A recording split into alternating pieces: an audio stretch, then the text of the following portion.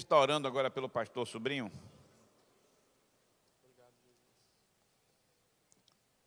Impõe suas mãos na direção dele. Glorificamos mais uma vez o teu santo nome, Senhor. Te rendemos graças por essa noite. Colocamos diante de ti, Pai, a vida do teu servo. E te pedimos a tua bênção, Senhor. Coloca a tua mão poderosa sobre a vida do teu servo. Unge os lábios dele, fala através dele, Pai, conosco. Nós precisamos ouvir a tua voz, nós precisamos ser alimentados pela tua palavra. É em nome de Jesus, Senhor, que nós te rendemos graças. Amém? Deus te abençoe. Graça e paz, queridos. Já ficou melhor, hein? Estamos melhorando, né? Uma hora a gente chega lá. Quero compartilhar com vocês um texto muito conhecido, nesse tempo onde a gente está vivendo, falando muito, né, de céu, de onde a gente é cidadão, para onde a gente vai. A gente tem refletido muito sobre isso, Deus tem falado ao nosso coração muito com textos sobre isso. E hoje, refletindo, ele trouxe um texto que não fala necessariamente do céu, mas de algumas coisas que precisam acontecer um pouco antes. É um texto bastante conhecido, mas eu queria compartilhar com vocês, como sempre, da forma como Deus falou ao meu coração. Abra sua Bíblia em Mateus, capítulo 5. É um texto bastante conhecido. Em algumas Bíblias ele está intitulado de As Bem-aventuranças, mas eu queria compartilhar com vocês. Nós vamos ler o capítulo 5, a partir do verso 1, em Mateus. Enquanto vocês procuram, só para a gente ir contextualizando, Mateus, capítulo 5, nós vamos ler do 1 ao 12. Não leia antes da gente não, segure aí. Às vezes eu nem gosto de falar qual é o versículo do fim, porque a pessoa já vai querer logo correr o olho lá. Mas o assunto desse texto aqui, ainda que seja tratado no ambiente terreno, o assunto desse texto é o reino dos céus. Primeira coisa que a gente precisa entender, quando eu olho para o texto das bem-aventuranças, eu vejo o reino dos céus purinho. E eu queria que você visse também. Porque qual é o cenário aqui? Você vai ver que no primeiro versículo, ele diz assim: vendo as multidões, Jesus subiu ao monte e se assentou. Seus discípulos aproximaram-se dele e ele começou a ensiná-los, dizendo... Segura aí. Então, é um cenário onde Jesus está falando a uma multidão num monte, e lá há discípulos deles. Então, há dois tipos de pessoas ali. As pessoas que estavam recebendo a mensagem e que talvez estavam tendo ali a primeira experiência, mas esse texto, Jesus fala sobretudo aos seus discípulos. Então, se você quer ser um discípulo, se você quer seguir Jesus fazendo o que ele fez, preste atenção, esse texto é para você. Então, comece a analisar e a pensar se o que a gente vai ler a partir de agora e o que Jesus falou lá e vai falar com você faz sentido para você como alguém que quer ser um cidadão do céu. Precisa fazer sentido para você. Eu tenho uma boa e uma má notícia, vou dar para vocês no final. Se eu der agora, você já fica preocupado. Então esse texto é um cenário onde, lá na cultura da época, na cultura judaica, quem é que era mais merecedor, quem era que era tido como alguém que tinha sucesso? Era quem tinha mais posse. Quem tinha mais dinheiro estava mais abençoado por Deus. Essa era a lógica. Né? Então, nos lugares públicos, quem tinha mais dinheiro tinha os lugares da frente, tinham mais destaque, esse era o cenário. Aí Jesus vem nessas palavras que a gente vai ouvir agora e fala que vai entrar no céu é justamente o contrário. Então ele não só vai falar um ensinamento que ele neste monte mostra esse ensinamento, mas que depois num outro monte, o Calvário, ele vai fazer esse ensinamento ser prático.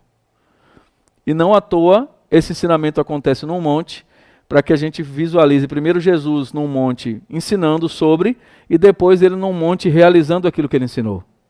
Então comecem a pensar. Diz assim, a partir do verso 1, nós já lemos, eu vou ler de novo. Vendo as multidões, Jesus subiu ao monte, deixa eu ler aqui na tela. Vendo as multidões, Jesus subiu ao monte e se assentou. Seus discípulos aproximaram-se dele. E ele começou a ensiná-los, dizendo: Bem-aventurados os pobres em espírito, pois deles é o reino dos céus. Bem-aventurados os que choram, pois serão consolados. Bem-aventurados os humildes, pois eles receberão a terra por herança. Bem-aventurados os que têm fome e sede de justiça, pois serão satisfeitos. Bem-aventurados os misericordiosos, pois obterão misericórdia. Bem-aventurados os puros de coração, pois verão a Deus. Bem-aventurados os pacificadores, pois serão chamados filhos de Deus. Bem-aventurados os perseguidos por causa da justiça, pois deles é o reino dos céus. Bem-aventurados serão vocês quando, por minha causa, os insultarem, os perseguirem e levantarem todo tipo de calúnia contra vocês. Alegrem-se, regozijem-se, porque grande é a sua recompensa nos céus, pois da mesma forma perseguiram os profetas que vieram antes de vocês. Esse para mim é mais um texto que a gente só precisa ler e ir embora, porque ele é muito claro, mas tem algumas coisas que eu queria compartilhar com vocês. Logo no primeiro, na verdade no verso 3, tem algo que me fez pensar um pouco, que é assim: bem-aventurados os pobres em espírito, pois deles é o reino dos céus. Se você for ver esse mesmo texto em Lucas, ele não fala pobre de espírito, ele fala só pobres. Mas aqui, Mateus fala pobres de espírito. E eu fiquei pensando na lógica da língua portuguesa, quando eu li esse texto, não fez muito sentido. Eu falei, peraí, bem-aventurados pobres de espírito, pois deles é o reino dos céus? Não era para ser os que têm um espírito forte? Não era para ser o que tem o espírito cheio? Porque pobres de espírito vão herdar o reino do céu. E aí é importante a gente pesquisar um pouquinho mais. Quando a gente vai para o original, essa tradução ela está falando não de pobres de espírito por serem frágeis ou fracos ou ter um espírito vazio, mas são aqueles que classificados como pobres de espírito porque o espaço onde o espírito está pronto para ser cheio. O pobre de espírito é aquele que reconhece que ele precisa urgentemente de Jesus. O carente de espírito, essa é a melhor tradução. É aquele que reconhece que ele urgentemente precisa que Jesus preencha esse lugar, onde hoje é o lugar de um espírito pobre. E a primeira lição que o texto ensina é: aquele que é soberbo, aquele que é cheio de si mesmo, aquele que acha que pode tudo e consegue tudo, eles terão um lugar só aqui na terra. Primeira coisa que o texto diz é: aquele que reconhece que precisa urgentemente de Jesus, esse é considerado um bem-aventurado. Algumas pessoas, quando falam de bem-aventurado, pensam em... Eu já ouvi algumas pessoas dizendo assim, até algumas traduções que falam felizes. Né? Usa essa expressão. E há uma diferença fundamental entre bem-aventurados e felizes. Felizes é um estado emocional que ele pode ser passageiro. O bem-aventurado tem a felicidade como essência. O bem-aventurado, ele é feliz, porque ele é e ponto. Não tem a ver com uma condição externa, nem com uma motivação externa. O que Jesus está dizendo é, bem-aventurado, ou seja, feliz aquele, e feliz o tempo todo, e feliz ainda que esteja mal, e feliz ainda que a dificuldade esteja presente, feliz é aquele que faz essas coisas que ele vai descrever seguinte. Mas, no sentido de bem-aventurado. Mas ele está falando sobretudo com os seus discípulos. E eu também fiquei pensando nisso. Peraí, por que o texto diz? Jesus está lá no monte e ele está falando para uma multidão. E por que o texto cita explicitamente que ele está falando para os discípulos? Porque a gente poderia entender que ele estava falando para uma multidão e ficar subentendido que os discípulos estão com ele porque os discípulos andavam com ele. O texto podia dizer, Jesus, pregando a multidão, falou essas coisas. E naturalmente a gente ia imaginar que os discípulos também estavam lá. Porque Jesus caminhava e os discípulos caminhavam com ele. Mas o texto fala de uma forma clara, para que também fique registrado para mim e para você, que pelo menos desejamos ser discípulos, que essa fala é para mim e para você. Essa fala não é para aquela pessoa que está ali passando de bobeira e, ouvi falar desse Jesus aí, que Jesus é esse, que igreja é essa? Não, essa fala é para as pessoas que decidiram de alguma forma ouvir Jesus. Seja as pessoas que estavam no monte, porque elas não estavam lá obrigadas, não há nenhum registro bíblico que mostre que elas foram conduzidas de forma obrigatória para lá, então elas estavam lá porque decidiram estar, mas não necessariamente estavam decididas por Jesus ainda, elas estavam como uns seguidores que estavam apaixonados por Jesus. vê ele falar, a gente é apaixonado por Jesus, lendo sobre ele, você imagina o que é a notícia dele passando no lugar. Você já imaginou se você tivesse aqui e tivesse notícia, olha, Jesus está passando lá em Vida Nova, está pregando lá num negócio lá em Vida Nova, o que a gente ia fazer? A gente ia se mandar para lá, eu pelo menos ia, eu não sei você, mas eu ia me mandar para lá. Depois ele ia pregar em Portão, o que eu ia fazer? Eu ia lá. Se eu tivesse a oportunidade de presencialmente estar com Jesus como estava aqui, eu não ia perder nenhuma oportunidade de receber direto da fonte.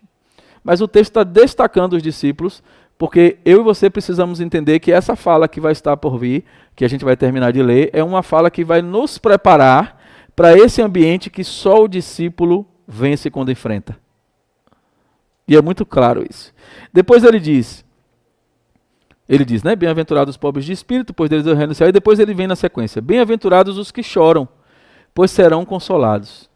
E aí, mais uma vez, eu me peguei me pensando e eu queria que você pensasse também. Porque o texto fala bem-aventurados os que choram. Como é que está na sua versão? Na minha tem assim.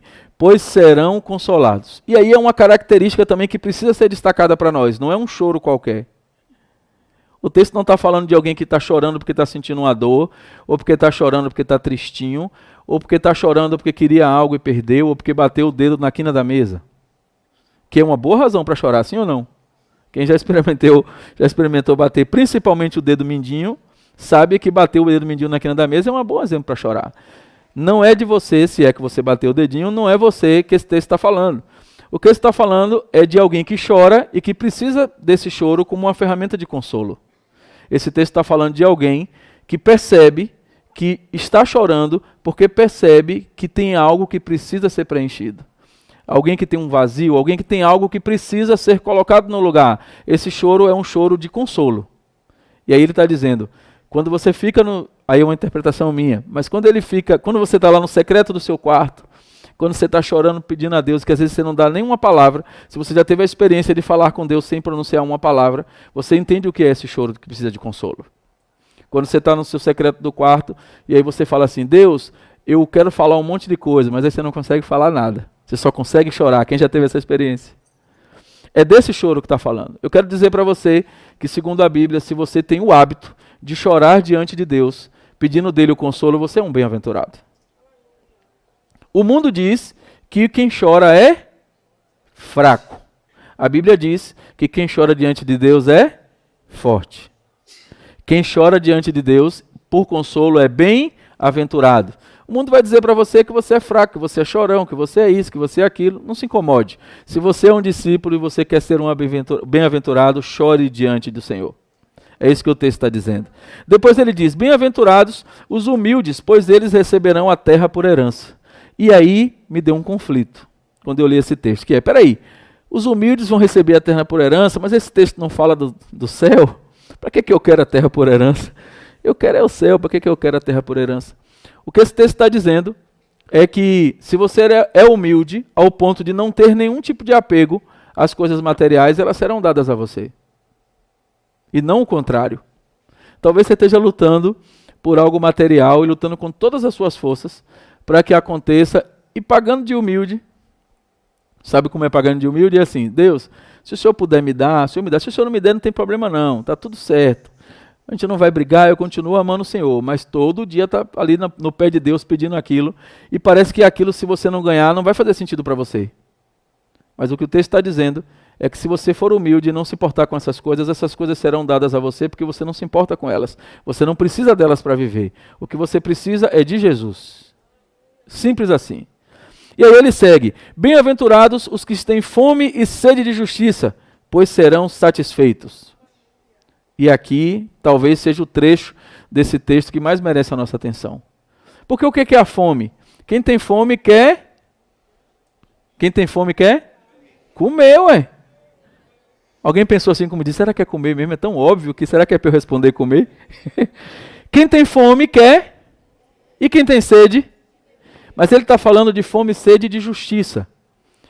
E aí ele não diz para nós, aqui neste texto, e é por isso que a gente precisa ter o hábito de estar passeando na palavra, ele fala, quem tem fome e sede de justiça é bem-aventurado. Só que ele não está falando do que você considera justiça. Ele não está falando do que para você parece ser justiça. Talvez você esteja colocando diante de Deus alguma coisa que você acha que você merece ou alguma coisa que você quer que alguém pague porque te fez, porque é justo que assim seja. E aí para você, diante dos seus critérios de justiça, você acha que você está buscando a Deus de uma forma intensa dentro do seu critério de justiça. Deixa eu te dizer, a Bíblia fala sobre justiça. E é um versículo que talvez você conheça muito bem, eu espero que você conheça, porque se você não conhecer, você está pagando vexame. É um texto que diz assim: buscar o reino de Deus e todas as coisas serão acrescentadas. Importa para você que tenha fome e sede de justiça, desde que seja a justiça de Deus.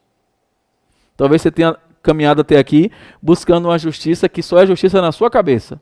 E aí quando Deus aplica a justiça dele, parece que está sendo injusto com você, porque você criou o próprio conceito pessoal seu de justiça. E o que a Bíblia está dizendo é: buscar o reino de Deus e a sua justiça. Ele tem uma justiça própria, que talvez não seja aquilo que você quer que aconteça, mas deixa eu te dizer, pouco importa o que você quer. Isso talvez seja duro para você ouvir, como foi para mim ouvir algumas vezes. Mas importa que a justiça de Deus seja feita. E eu preciso ter uma fome e uma sede de justiça tão grande ao ponto de perseguir essa justiça e anular o meu conceito de justiça. Aquele discípulo que segue a Jesus, ele jamais se sentirá injustiçado por Deus.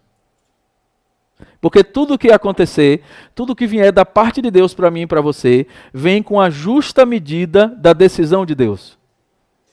Deus não erra sobre você, Ele não é injusto com você, Ele não toma alguma ação que você não merece que aconteça. É dessa justiça que Ele está falando.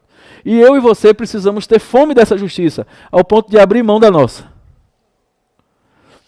Ah, mas eu estou vindo para a igreja toda quinta, todo domingo. Eu estou orando em casa dia e noite, fazendo jejum. E não acontece comigo e acontece com aquela pessoa que nem crente é. Esse é o seu modelo de justiça,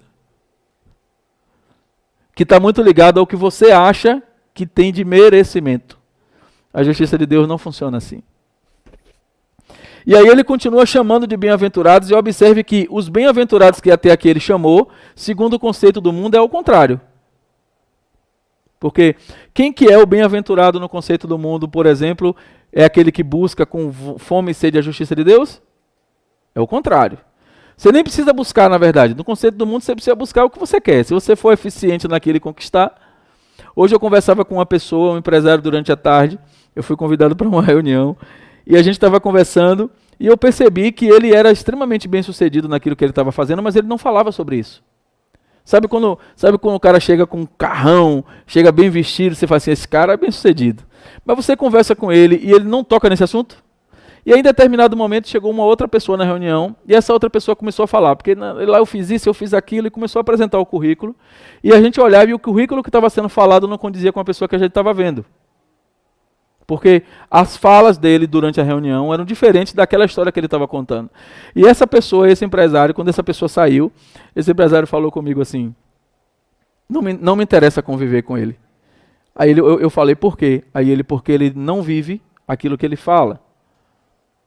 E aí eu entendi, aí ele falou para mim assim: sobrinho, nós estamos conversando aqui há umas 2 horas. Eu não falei nada sobre o que eu faço e sobre como eu sou bem sucedido.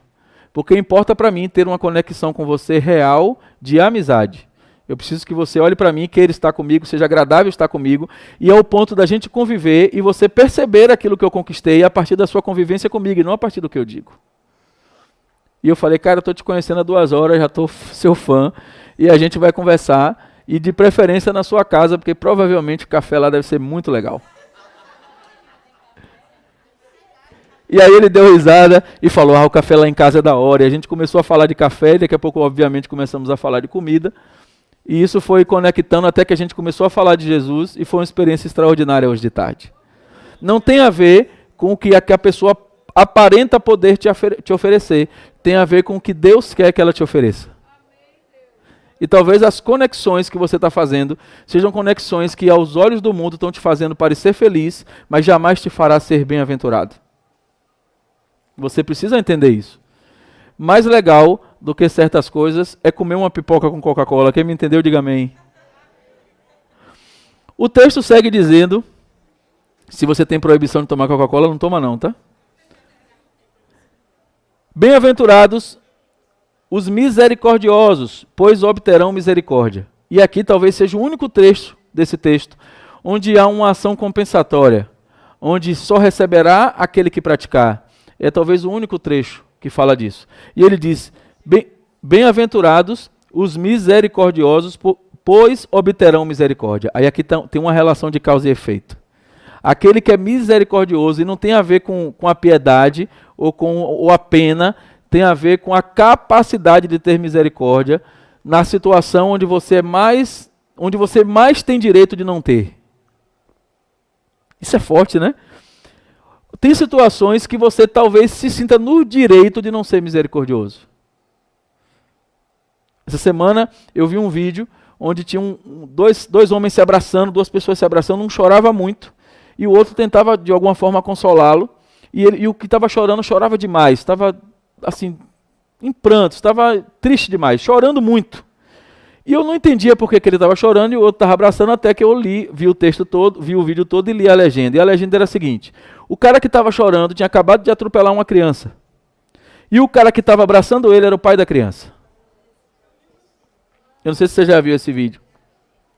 E no vídeo e no texto, a situação era a seguinte: o pai da criança dizia para ele assim: fique tranquilo, foi um acidente. E começou a abraçar esse cara e cuidar dele, e dar palavras a ele de ânimo, porque ele estava muito claro que foi um acidente, mas era o pai da criança. E aí eu falei assim, será que eu estamos dispostos a emitir esse sinal de misericórdia quando alguém faz algo com alguém tão perto da gente? E aquele irmão que de repente falou, fez algo com você na igreja, que te dá a razão de você ser contra ele, a razão entre aspas, segundo as questões do mundo, a razão de que você disse assim, não, eu fui atingido, eu tenho o direito de revidar, ou eu tenho o direito de fazer algo com esse irmão ou com essa irmã. É nessa hora que você precisa manifestar misericórdia, e não na hora que está tudo bem. E o texto está nos dizendo que só quem manifestar essa misericórdia receberá misericórdia também. Talvez você esteja sofrendo uma não misericórdia, uma ação de alguém que deveria ser misericordioso com você e não está sendo, porque há um minuto atrás, ou há um dia atrás, ou há uma semana atrás, você teve a oportunidade de ser e não foi. Segundo a sua justiça, é injusto. Mas segundo o que a palavra diz, é só colhendo o que plantou. E aí Jesus diz assim, bem-aventurados os que são misericordiosos, porque também terão misericórdia. O que ele está dizendo para os discípulos é, vocês vão sair daqui e vão para um campo onde misericórdia é ouro. E vocês só terão se vocês também forem. Quando vocês saírem para falar de mim e forem atacados, vocês precisam ter misericórdia. Para que haja misericórdia na vida de vocês e vocês continuem podendo falar de mim. Quem está me entendendo? E o que é que a gente faz às vezes quando a gente pega alguém que a gente vai falar de Jesus na rua e a pessoa levanta contra nós? Endemoniado! Não é não? Chama de todo nome, não é não? A gente vai falar de Jesus e a pessoa, coisa logo a gente fala, está repreendido, Satanás. E eu tenho aprendido na caminhada cristã que muitas vezes uma situação como essa é resolvida com um simples abraço. Às vezes a pessoa começa a falar mal quando você está falando de Jesus, porque ela não conhece esse Jesus que você está falando. Até ali ela só foi maltratada, ela só foi ignorada, ela só recebeu palavras ruins, ela não sabe o que é esse amor que você está falando para ela. Você já sabe, mas ela não sabe. E o que Jesus quer é só que você pratique esse amor com ela ali real, para que ela entenda, é desse Jesus que você está falando? Que pega uma pessoa como eu que não tem experiência nenhuma com ele, que só fala mal dele, mas mesmo assim me abraça? Esse Jesus aí eu quero. Mas eu e você, muitas vezes, estamos falando de um Jesus que desce a madeira quando a pessoa não aceita ele. Porque esse texto é um texto que, se você não tiver Jesus nele, se você não olhar como alguém que é discípulo de Jesus, parece um texto de maldição. Se você não olhar com o olhar de discípulo, parece que está jogando uma série de situações contra você. Porque se você ler ele ao contrário, você vai dizer, se você colocar mal-aventurado, não sei se tem essa expressão, mas só para a gente entender o conceito. Mal-aventurado o que é rico de espírito. Aí o cara que é soberbo, ele diz, está me agorando? Se você fizer mal-aventurado aqueles que não choram, o cara vai dizer, eu posso só chorar, minha vida é chorar, meu Deus do céu, eu vou para o inferno. Se você pegar o bem-aventurado e inverter, é a opção de você ler esse texto sem Jesus, ele parece uma sequência de situações que vão te amaldiçoar. Mas para quem tem Jesus, e esse texto é para quem tem Jesus, ele está falando para pessoas que ou têm Jesus ou escolheram segui-lo, porque Jesus está falando para uma multidão que escolheu ouvi-lo e para discípulos que escolheram segui-lo. Esse texto faz todo sentido quando você entende que Jesus está preparando aquelas pessoas ali para o que está por vir. Porque o que vai acontecer depois que elas descerem do monte é onde elas vão ser provadas sobre todas essas questões. E aí ele diz, bem-aventurados os puros de coração, pois verão a Deus. Aqui o bicho pega.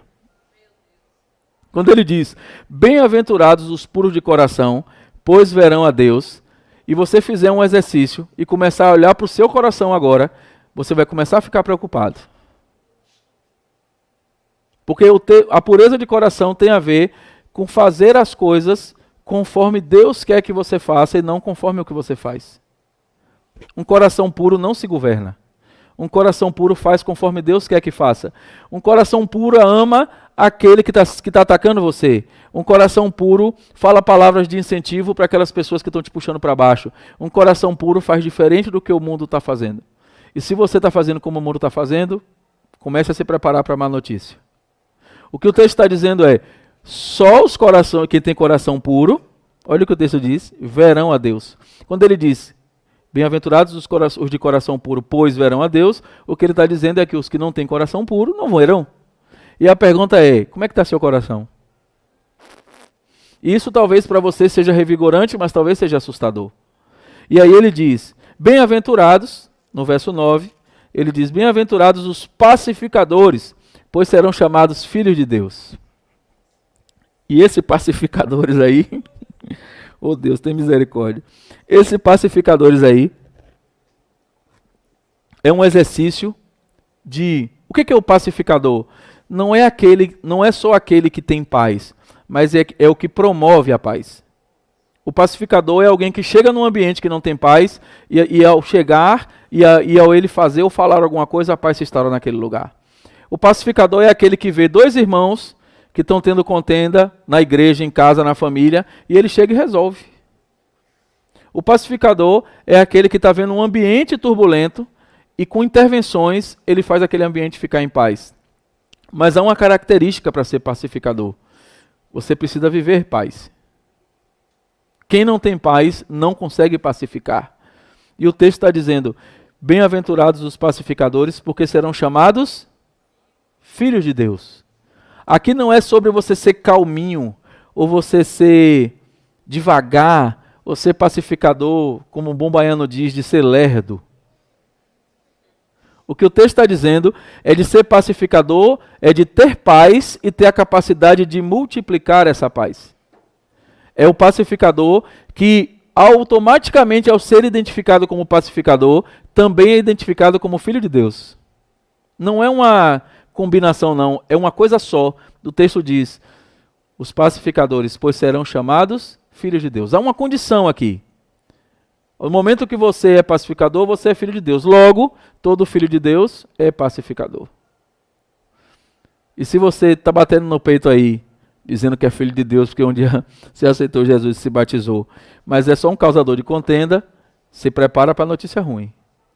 Ela está chegando para você.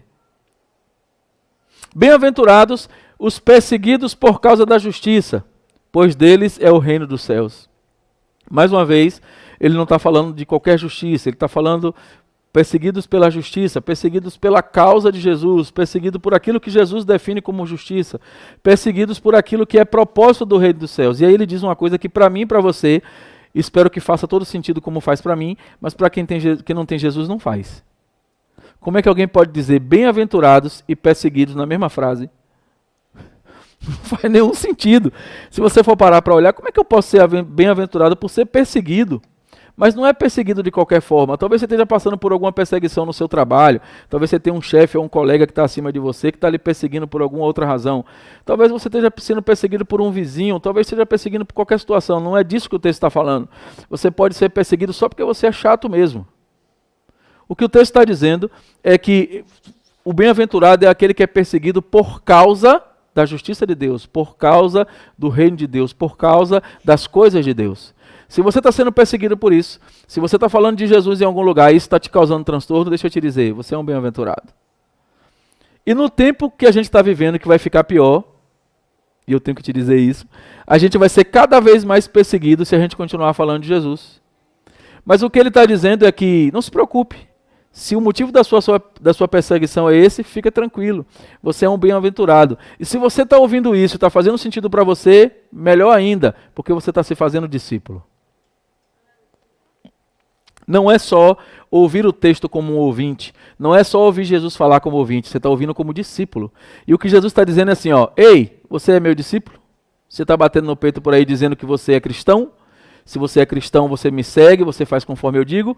Então, se você é cristão, não se preocupa se você for perseguido por isso, porque eu vou estar com você, você é um bem-aventurado. E se você não está sendo perseguido por causa do evangelho, começa a repensar a sua vida. Talvez o que você esteja fazendo nas 24 horas suas, ou nas 16 horas que você está acordado, né? Porque normalmente o povo dorme 8, tem gente que dorme mais, mas o normal é dormir 8.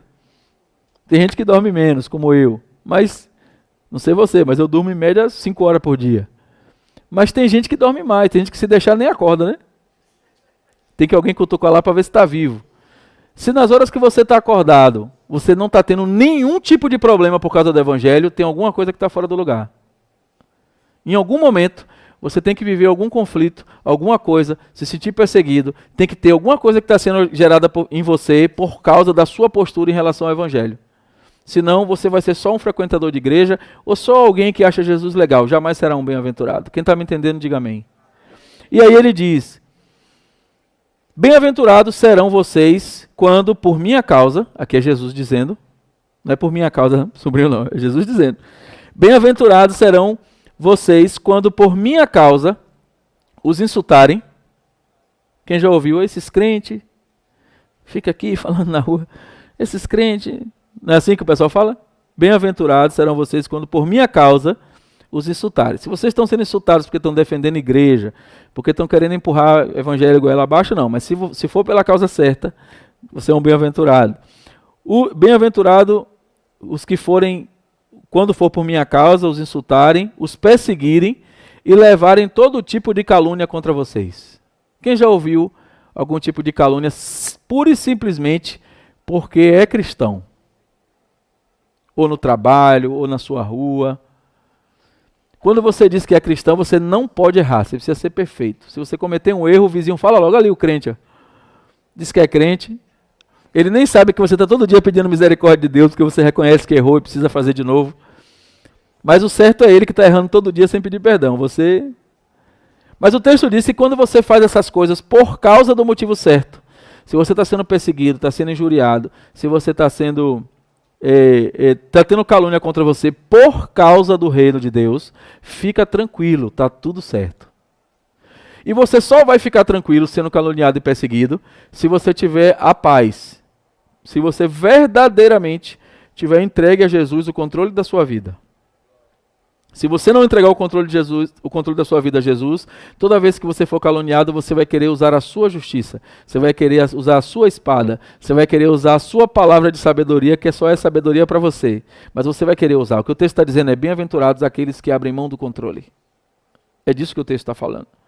Depois ele diz, alegrem-se e se regozijem, porque grande é a sua recompensa nos céus, pois da mesma forma perseguir os profetas que viveram antes de vocês. Aqui é uma contextualização histórica para que aquelas pessoas soubessem que outras pessoas já passaram por aquilo, e aqui é para mim e você saber que não só os profetas antes de nós, mas as pessoas que estavam no monte também passaram. E ele está dizendo, ó, se ficar ruim, se ficar estreito, se você for perseguido, se alegra. Se for pelo motivo certo, outras pessoas já passaram e venceram. E há uma recompensa para quem vencer, é o reino do céu. Eu não sei o que é que você pensa para o seu futuro, mas eu, cada dia que passa, estou planejando menos o meu futuro. Cada dia que passa, eu penso menos em adquirir coisas, menos em comprar coisas, menos em ter coisas, porque eu sei que talvez não faça sentido nenhum eu ter essas coisas. Porque talvez meus filhos não herdem, talvez nem dê tempo.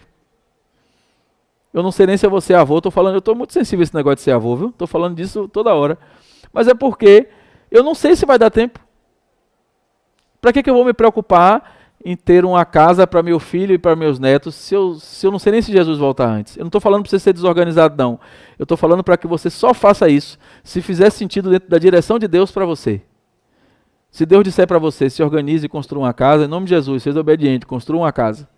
O que eu estou dizendo é que, para mim, está perdendo cada vez mais esse sentido. Eu preciso converter, no sentido de dar direção, as minhas coisas, os meus recursos, ao meu tempo, à minha cabeça, cada vez mais as coisas que Deus está mandando fazer, e elas são cada vez menos materiais. O que é que eu posso fazer?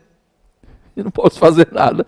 Você acha que eu não queria olhar para as coisas materiais e me alegrar? Não consigo me alegrar com essas coisas mais.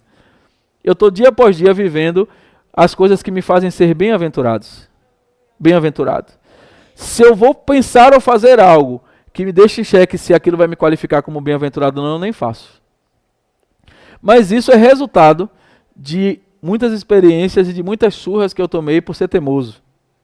Em algumas situações eu quis a minha justiça, em algumas situações eu quis falar as coisas que eu quis falar, eu quis fazer as coisas que eu quis fazer, e em algumas situações Deus precisou me tirar de todas essas coisas, de uma forma radical às vezes, para que eu entendesse que elas não fazem sentido.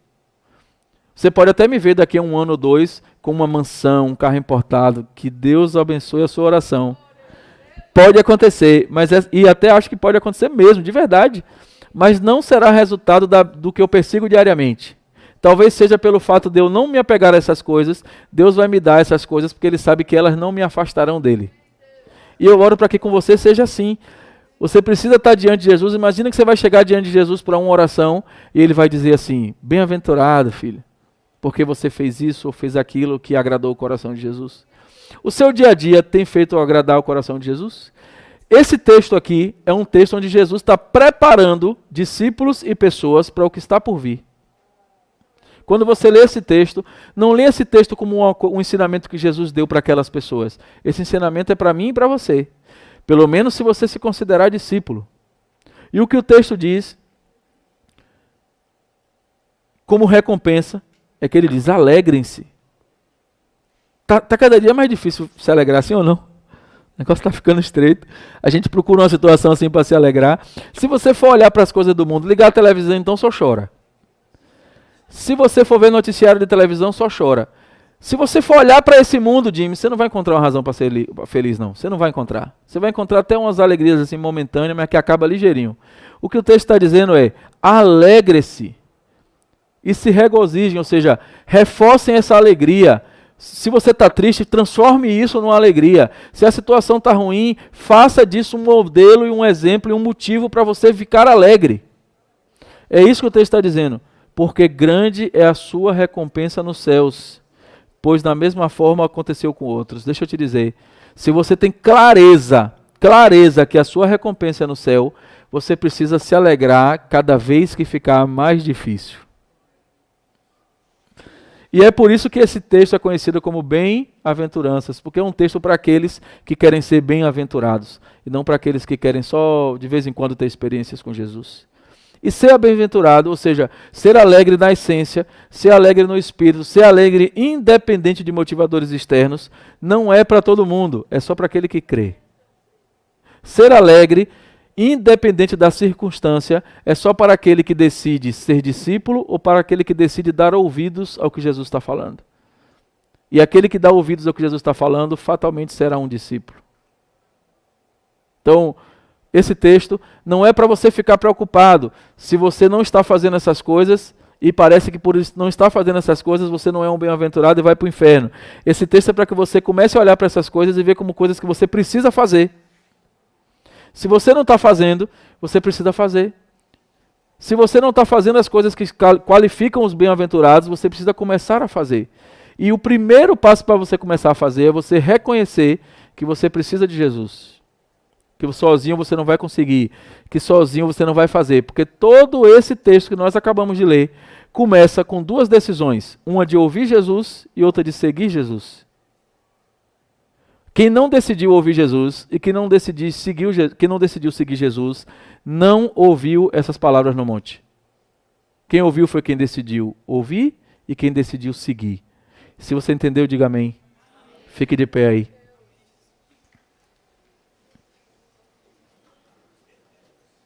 Quando tudo parecer mal, Se você estiver podendo olhar para Jesus e poder ouvir Ele te chamando de bem-aventurado, se alegre. Se quando tudo parece que não tem solução, você precisa se alegrar se você estiver diante de Jesus. Outro dia alguém me perguntou o que é que eu achava sobre livre-arbítrio. E eu respondi, não sei, eu não tenho. Meu livre-arbítrio está na cruz. O meu poder de escolher sobre o que eu quero e o que eu não quero, eu já abri mão. Livre-arbítrio é só para quem tem controle. Eu não tenho. Quem tem controle da minha vida é Jesus. Então, o meu livre-arbítrio de escolher poder fazer ou não poder fazer, eu não tenho mais. Eu já disse, Jesus, estou entregando aqui meu livre-arbítrio na cruz. O Senhor faz com ele o que o Senhor quiser. E toda vez que eu preciso tomar uma decisão, é Ele que decide. E na maioria das vezes, a decisão, se fosse eu, tomaria diferente. E toda vez que eu tomo uma decisão que Jesus mandou eu tomar, entregando meu livre-arbítrio, dá sempre certo. Talvez você esteja enfrentando problemas que você precisa abrir mão do controle e precisa se habilitar a ser chamado pelo próprio Jesus de bem-aventurado. Talvez você não tenha tido a experiência ainda de ser chamado de bem-aventurado, porque talvez você ainda está tendo o controle. Talvez você ainda esteja fazendo o que o mundo acha que você tem que fazer para ser um bem-aventurado. E o texto está dizendo claramente que o que precisa para ser bem-aventurado é completamente oposto ao que o mundo está dizendo para você fazer. Você precisa começar a fazer o que Jesus quer que você faça, ainda que isso seja dolorido, ainda que não seja reconhecido pelas pessoas que você ama, ainda que você perca pessoas, ainda que pessoas fiquem para trás, ainda que processos fiquem para trás, ainda que você tenha a sensação de que está perdendo. É sobre o que você quer ganhar. E o texto está falando de uma recompensa muito incrível, que é o reino do céu. Se você quer o reino do céu, você precisa começar a se alegrar. E eu quero orar por você. Primeiro, que está aqui hoje, ou que está em casa assistindo a gente, mas sobretudo você que está aqui hoje, que entendeu que o primeiro passo que você precisa fazer para começar a viver todas essas coisas que nós lemos é dar ouvidos e seguir Jesus. Você entendeu hoje que você precisa começar a ouvir o que Jesus está falando e não mais o que as pessoas, o que os amigos, o que o vizinho, o que a família, o que Jesus está falando. Você precisa começar a dar ouvidos ao que Jesus está falando e a partir daí segui-lo. Se esse é você, eu queria que você viesse aqui na frente para a gente orar. Para que você tenha a experiência de, a partir de hoje, poder ouvir do próprio Jesus que você é um bem-aventurado. Mas eu quero orar por você também, que como aquelas pessoas que estavam no monte só decidiram ouvir Jesus, ainda não decidiram ser discípulos nem seguidores. Talvez você esteja lá e disse assim, eu preciso ouvir o que esse cara está falando. O que Jesus está falando está mudando a vida de tantas pessoas, eu preciso ouvir o que ele está falando, para ver se ele fala comigo, para ver se tem alguma coisa que ele possa falar que faça sentido para mim. Se você é uma das pessoas que até já escolheu ir ao monte e ouvir onde Jesus estava falando, mas agora quer escolher segui-lo, quer escolher que ele seja o seu Senhor, quer escolher que ele tenha controle na sua vida, e você vai poder entender que com isso vai doer um pouquinho, mas que a recompensa que você vai ter é eterna. Sai do seu lugar, venha para cá também. Eu quero orar por você. Venha, pastor.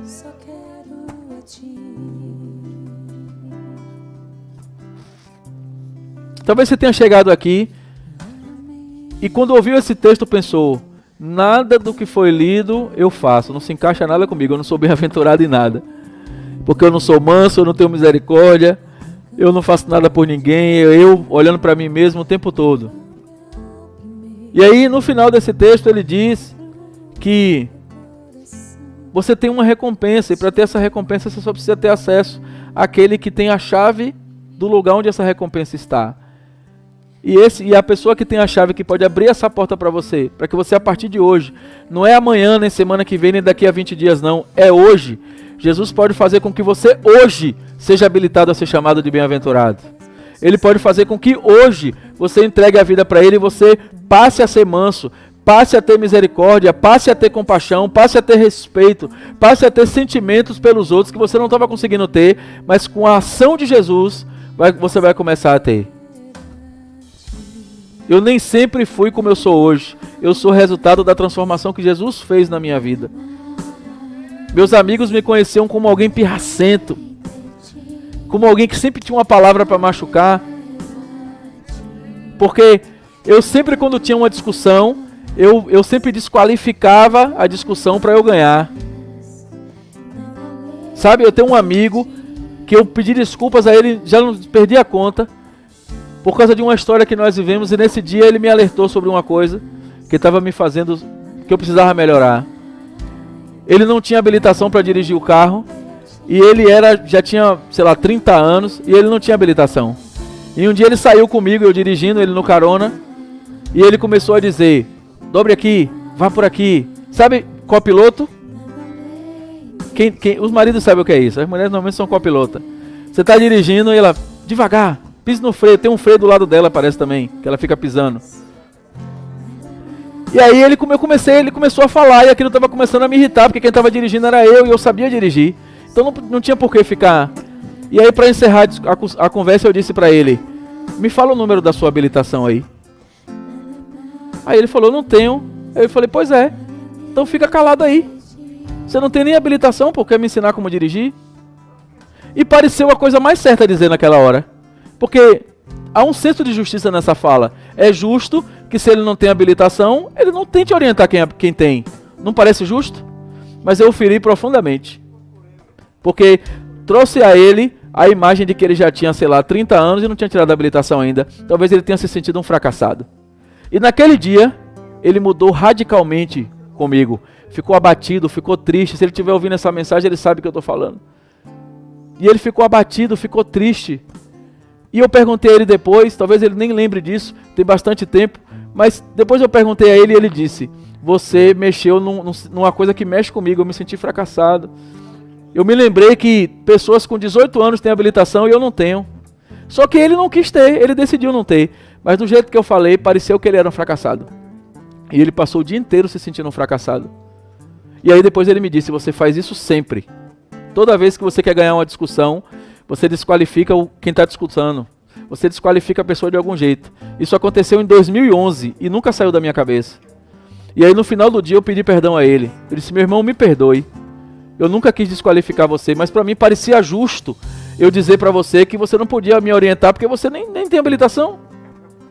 Mas eu trouxe a ele um senso de tristeza. Ele ficou tão triste naquele dia que ele externou para mim e eu pedi perdão a ele. E nunca mais, em nenhuma discussão, eu desqualifiquei quem quer que fosse.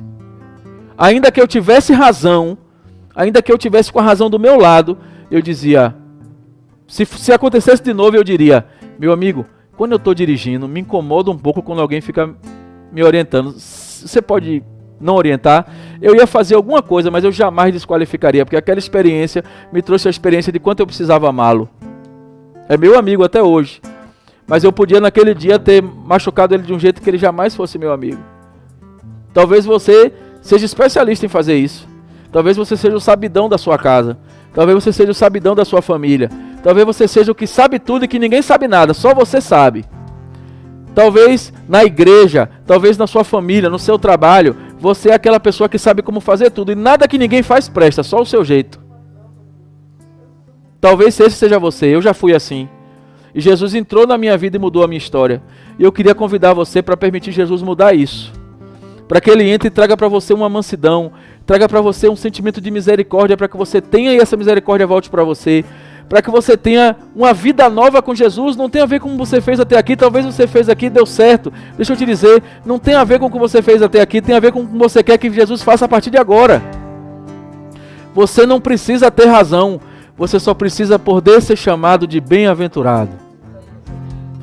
E se você não pode ser chamado de bem-aventurado, saia do seu lugar e venha cá. Jesus quer poder olhar para você e dizer: bem-aventurado, filho, por causa disso, por causa disso, por causa das coisas que nós lemos aqui hoje.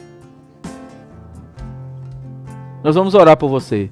Enquanto o louvor vai ministrar uma canção, você vai sair do seu lugar, vai vir para cá e vai dizer: eu preciso que Jesus olhe para mim e me chame de bem-aventurado. E o que eu faço hoje não permite Jesus me chamar de bem-aventurado. Eu não quero mais isso, eu quero mudar. O louvor vai ministrar uma canção, você vai sair do seu lugar. Em nome de Jesus. Envolto em tua presença, aos seus pés é onde eu quero estar. Em meio a tua santidade, aqui quero ficar.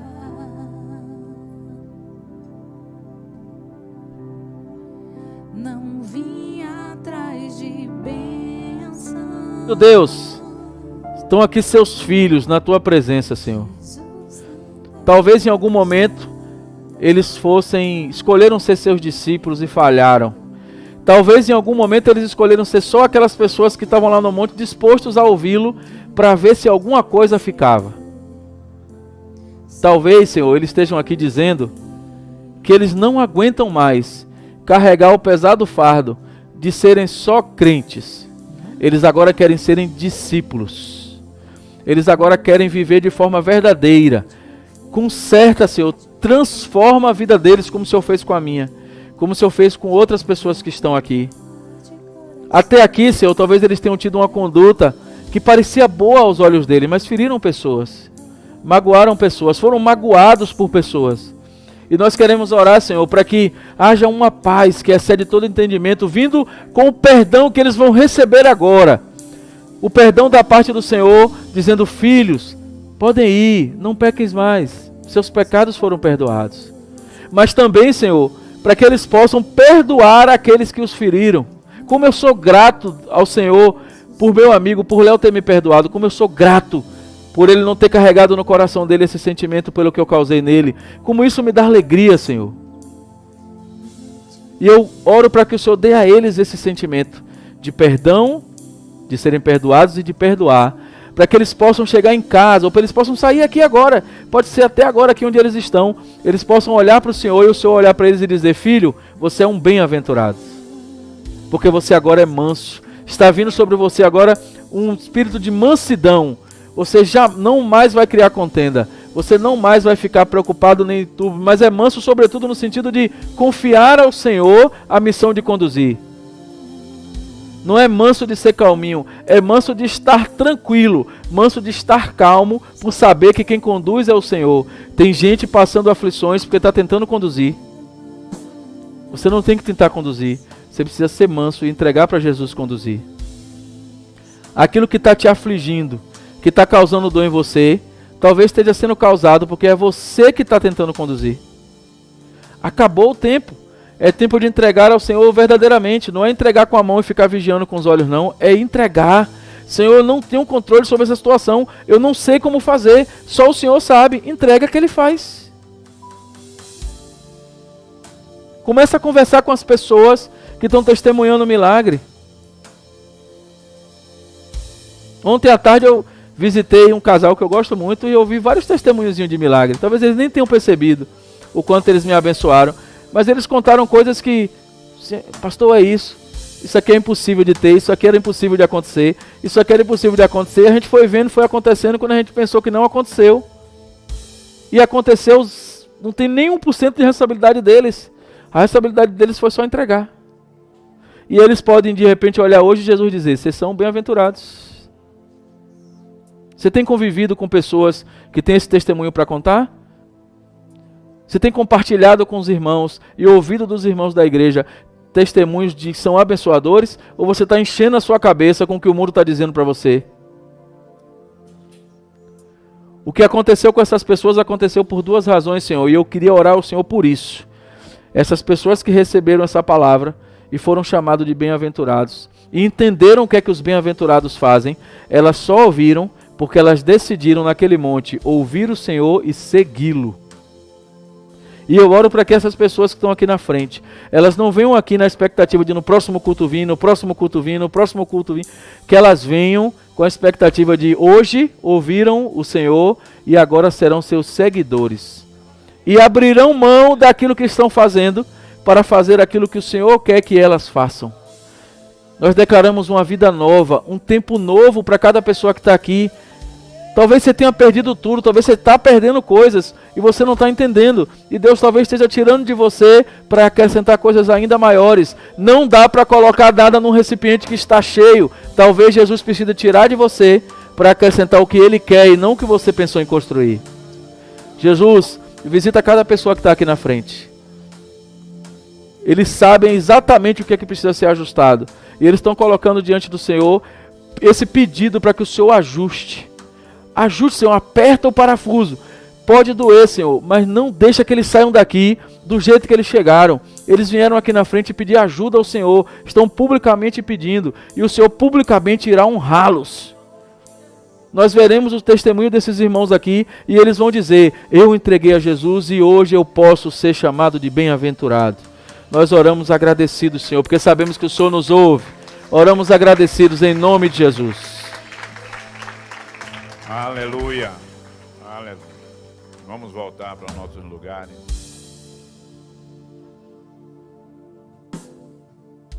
Às vezes a gente não vem aqui na frente imaginando porque parece que eu sou fraco se eu for na frente.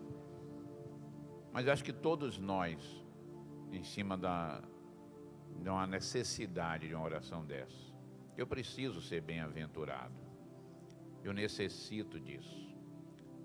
Você pode não ter vindo aqui na frente, mas seu coração pode estar voltado para isso. Amém? Estamos encerrando. Podem sentar um pouquinho, por favor.